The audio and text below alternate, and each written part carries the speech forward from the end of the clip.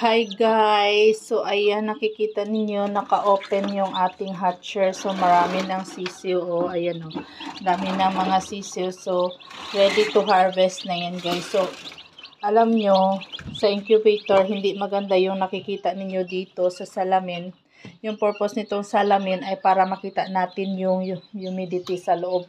So pag nakikita ninyo na nagtutubig yung salamin ng inyong incubator, hindi siya maganda guys.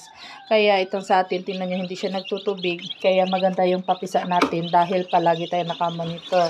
So kung hindi kaya nung mga butas sa incubator kasi magpa-fluctuate yung temperature pag marami ng sisiw na napisa, kailangan nating buksan yung ating incubator. So, syempre, close monitoring kayo. Kailangan hindi din babagsak yung temperature, lalo na kung marami pa yung hindi napisa. So, tamang timing guys sa pagbabantay ng incubator para maging successful